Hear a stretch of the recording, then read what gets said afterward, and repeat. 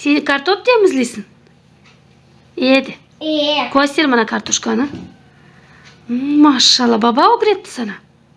Hadi temizle bakayım. Siz ol kızım, sen baba kartop vereceğim kızım.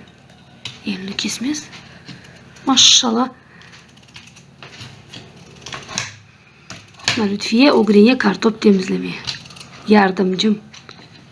Anasının yardımcısı. Öyle kızım. Elini kesmez Mehmet korkam. Ne korkarsın? Zorlanğanına bak sen. Temizliği işli, adam işli.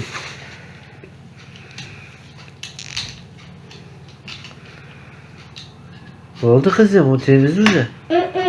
Bak. Ana göster bakayım. Ver bakayım. Bak. Bu oldu kızım, bu temiz. Masana balaban soyalım. Baban suyu. Kızım.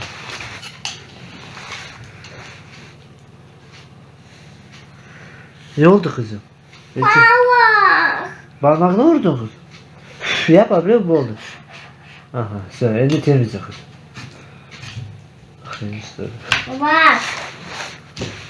Niye kızım? Açın как baba ne vedi.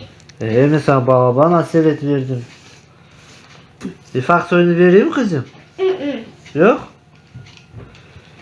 Yaxşı, temizlensin bağlandı. Lütfiye ne pişirecek? Kartop. Çorba pişirecek yoksa kavuracak. Kartop. Püre yapacak he. Kartop kavuracak kızım.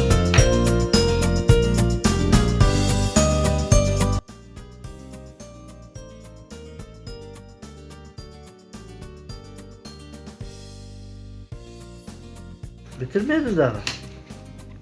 Yok. Bak.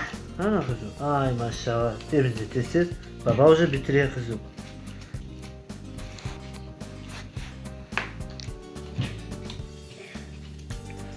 Baba хотим я первая. Буду это. Папа. Bak.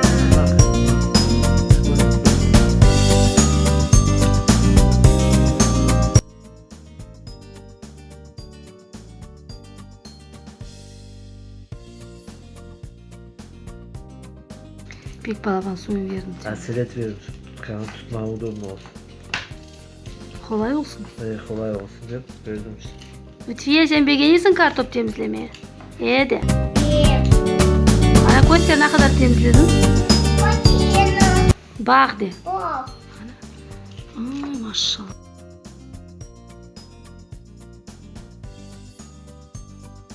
Kanal like yap. Ana bak. Şıklama üstüne. Ayaz çıktı kaldı.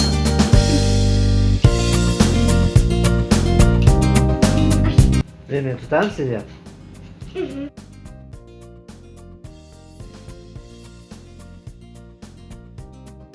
Tokta bakayım kaç taraf kaldı. Bak. Ha bundan yap kızım. Baba. Tokta bakayım. Tokta. Bak. Tokta bu ara var mı? Ha bunu sen al. Al bunu. Temizle kızım.